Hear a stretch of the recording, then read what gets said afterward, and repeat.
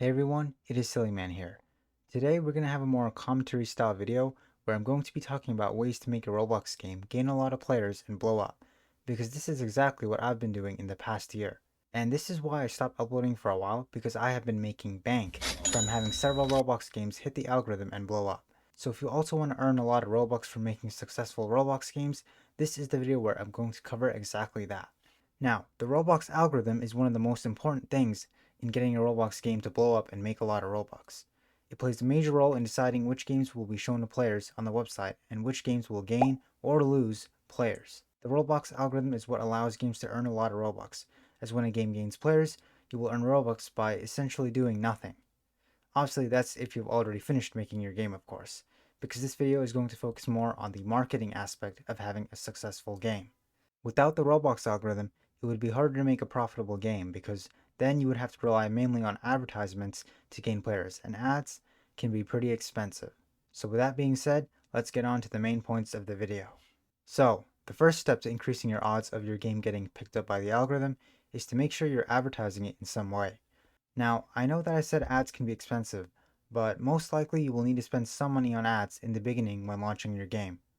The reason for this is because for your game to get picked up by the algorithm, it needs to have data about your game.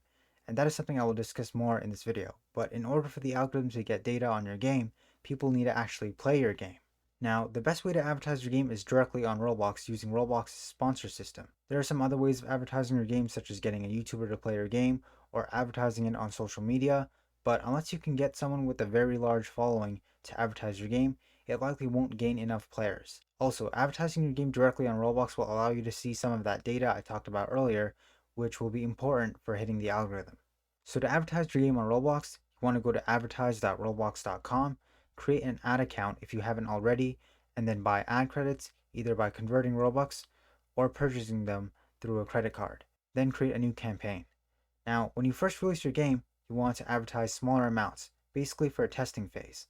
This will allow you to get data on how good your icon is, which is an important part of hitting the algorithm. More on that later. So when I say smaller amounts, you can just advertise the minimum requirement, which is 20 ad credits for a lifetime campaign or 5 ad credits for a daily campaign. Keep in mind that the daily budget will spend the amount you set per day, so it will actually try to spend 10 ad credits. I say try to because not all of the ad credits will necessarily spend, and you'll be refunded any ad credits not spent. You'll typically need at least 5 to 10 ad credits to spend to get accurate data on your game's icon. So once you've created your campaign, you will be asked to create an ad set, where you choose which demographics to target. For countries, you can target all regions or choose higher income countries, as this will allow you to earn more Robux per visit. However, keep in mind that choosing a narrower audience will make it so that the ad budget is less likely to spend. So if you get issues with the ad budget not spending, try choosing a wider audience. For ages, I typically choose all ages, and for platforms, I target all, but if you target all platforms, you want to make sure that your game is actually compatible with all types of devices, like making sure that it has mobile support and that it can be played using a controller. For ad format, I always choose sponsored experiences as that gets better results. Then there's bidding, and this is an important one. If you want to get the best bang for your buck, set this to 0.01, and this is what I usually do. However, setting it this low means the ad budget will be less likely to spend, although recently that hasn't been too much of a problem. After that, you can choose the game you want to advertise and run it. For a new game, I typically run ads for 1 to 2 weeks, assuming that the game stats are good, and I will tell you how to determine if a game stats are good or bad later in this video. So I start off with spending 10 to 20 ad credits per day and try different icons to see which one performs the best. And once I've found a good icon, I'll advertise higher amounts, such as 30 to 50 ad credits per day. If a game has good stats, you won't need to spend more than that. Again, more on the stats later. So, the next important point in getting your game to be successful is filling out the questionnaire. I decided to include this as many new developers might overlook this or not realize that they actually have to fill it out. The questionnaire will determine the age rating of your Roblox game, and it's important to fill this out because otherwise your game will only get recommended to players that are 13 plus. If you want your game to gain as many players as possible, you want it to get recommended to people of all ages. Of course, depending on your game, that might not be possible, as games with a lot of violence will have a higher rating. But if your game is meant to be playable by all ages, definitely fill this out so it can get recommended to players of all ages. Okay, so now I'm going to be talking about a game's stats, as this is vital for your game to hit the algorithm. The first stat I'm going to talk about is CTR, which stands for click-through rate. This is basically the percentage of players that click on your game after seeing it on the website. The CTR for your game will primarily be determined by your game's icon and the title of your game. This is why it's important to test several icons. That way you can see which one has the highest CTR. You can also test different game names. Typically games with funny titles will get a higher CTR. For two of my games that blew up in the past and reached over 5,000 concurrent players at their peak, guess what they were called? Every Second You Get Faster and Catch Me If You Can. The best way to see your CTR is by looking at the data for the ads you run, as it tells you there directly. So I would consider a good CTR to be 3% or higher, an average CTR to be between 2 and 3%, and anything below 2% is not great. However, it can sometimes be hard to get a CTR over 2% depending on your game. Luckily, it's still possible to hit the algorithm with a CTR below 2%. However, if you want your game to blow up, the CTR needs to be as high as possible. And if you get a CTR below 1%, you need to change your icon immediately because that is terrible. There's also one more stat related to CTR, and that is play rate, which is the percentage of players that play your game after seeing it on the website. This is different from CTR, as CTR only looks at if the player clicked on the game, not if they actually played it. Your play rate will always be lower than your CTR, since many players will click on your game but won't actually end up playing it. To maximize your play rate, you want to have a good thumbnail and a well-written description, as well as a good icon, since the icon affects the CTR, and play rate is dependent on CTR. For example, you can't have a 2% play rate if your CTR is below 2%. Typically, a good CTR to play rate ratio is if the play rate is at least 0.7 times the CTR. So if the CTR is 2%, a good play rate for that would be 1.4% or higher. Okay, so let's move on to the next stat that I'm going to be talking about, and that is retention. Retention is the amount of players that come back and play your game after playing it a previous day. So if you go over to the retention category of your game stats, you'll see that there are a few charts there. The two most important ones are day 1 retention and day 7 retention, and I would say day 1 retention is the most important. This is the percentage of new players that play your game for the first time and then play it the next day as well. And similarly for day 7 retention, this is the percentage of new players that are still playing after 7 days. Retention is an extremely important stat for the algorithm, as it shows that players are engaged enough to come back to your game after playing it. The best way to have good retention is to make sure your core gameplay loop is enjoyable and that your game is fun enough for players to come back to your game for several days. You can also add daily rewards that encourage the player to play every day, but you need to make sure that your game is fun in the first place, because if players don't find your game fun, then why would they care about the daily rewards? To determine whether or not your retention is good, you want to look at the benchmark data, which shows the 50th percentile and 90th percentile for retention for your game's genre. The 50th percentile means that your retention is average. 50% of games in that genre will have higher retention than your game, and 50% will have lower. The 90th percentile means that your game has higher retention than 90% of games in that genre, and if that's the case, that's great. Now, when you first release your game, the retention might start off low, so don't be discouraged immediately. I'd recommend advertising for at least 5 to 7 days to get an idea of where your retention is at. If the average of those days is extremely low, like 2%, then it might be best to just scrap your game. Of course, you should try improving the gameplay and user experience first, but if your retention is still extremely low afterwards, it's unlikely that it will hit the algorithm, and even if it does, it won't gain that many players before it dies off. Now, you might be surprised to hear me say something like, you should just scrap your game, but I'm just keeping it real and giving realistic advice. Many people will say, oh, you should never give up on your game, bro, but many of these people probably don't have experience making a lot of games. And I'm not saying you should just give up on your game immediately, you should try to make improvements, but if you improved many things and the stats still aren't looking great, it might be better to just take the L instead of wasting more money on ads for the low chance that the game will hit the algorithm.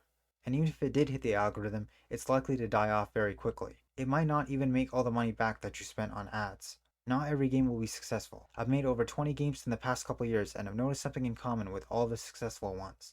They had high retention. And the ones that flop usually had low retention, or they were really low in another stat. Now, one thing to keep in mind is that just because your retention is below the 50th percentile doesn't mean it's completely over. Unless it's significantly below average like 2%, there's still some hope, especially if other stats are good.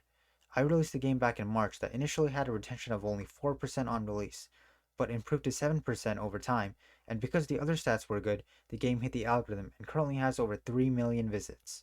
And speaking of other stats, let's move on to the next one on the list, and that is visit length, also referred to as average playtime. This is the amount of time players spend in your game before leaving. Similar to the advice I gave to have good retention, you want to make sure your game is fun and that players will stay in your game and play for long periods of time. Many games also have timed rewards, which can be unlocked if you stay in the game for a certain amount of time. I'd say that a good playtime would be at least 8 minutes. Many of my successful games are in the 8 to 12 minute range. A great playtime would be 15 plus minutes. Not many games will achieve this, so this would make your game stand out to the algorithm, which will make it more likely for the algorithm to boost your game. Like retention, your Vigilant might start off low, but increase as it gains more players. But if it's really low, like 3 minutes, you need to make improvements for it to significantly improve. Improving it from 3 minutes to 5 minutes isn't really enough. You'd want to aim for at least 7 to 8 minutes, but ideally 10 plus minutes, especially if your game is a simulator, as those games tend to have higher average playtime. So, the final stat I'm going to talk about is monetization, which is the amount of Robux you make based on the number of visits your game is getting. Now, this one isn't as important as the other stats I talked about in getting your game to hit the algorithm, but it's still important as you probably want to make a good amount of Robux. Also, better monetization is still better for the algorithm, it's just not as important as the other stats from what I've observed. I've had games with terrible monetization reach 4,000 concurrent users, but I can't say the same for games with bad retention. To improve monetization, it's important to have a variety of game passes and developer products, such as starter packs, currency, boosts, exclusive perks, etc. It might help to have a few products that are cheap so that way more people will buy it, and this will improve your conversion rate, which is the percentage of players that spend any amount of Robux in your game. But you still want to price some of your products high, such as powerful items. That way it keeps the game fair and you can earn a lot of Robux when those items sell. Another important metric for monetization is the average revenue per daily active user, but I'm just going to say Robux per player as that's easier. This is the average amount of Robux you make for each unique player that plays your game. This will largely depend on the genre of your game and the countries your game is most popular in. Games like simulators will usually make more Robux per player than obbies, but this isn't always the case. I've had some simulators make very little Robux per player, and this is usually because the game attracted an international audience. It could also be that you haven't added enough products for players to buy, but if you have and you're still not making a lot of Robux, it's likely because of the audience. Me and some other developers have had games blow up where most of the players were from Southeast Asia, and while it's great to have players playing your game, these games made very little Robux per player. Unfortunately, it's hard to control what audience your game will attract. When advertising your game, you could try targeting higher income countries like the United States and the United Kingdom, but the audience can still change over time, especially if the game hits the algorithm. Okay, so before I end this video, I'm going to talk about how to determine if your game has hit the algorithm or if it's likely to hit soon. If you go over to the acquisition section of your game stats and scroll down, you will find a chart titled Plays per Source. Pay attention to the amount of plays from home recommendations you're getting every day. You likely won't get any for the first few days after releasing your game, but after that you should start getting some, and it should trend upwards. If you see that the home recommendations suddenly go up one day, this is a sign that your game has hit the algorithm. At this point, I usually stop advertising and let the algorithm take control of promoting my game. So that is going to bring us to the end of this video. To summarize the main points, you want to make sure that you advertise your game so that the algorithm has the ability to pick up your game and promote it. You should fill out the questionnaire for your game so it can be recommended to a wider audience. For your game to hit the algorithm, the key stats you want to focus on are CTR, retention, Vigilant, and monetization. To maximize the chances of your game blowing up and gaining thousands of concurrent players, you should aim to get high stats in all of these categories. So that's all for today. If you found this video helpful, be sure to drop a like and subscribe, and I will see you all next time.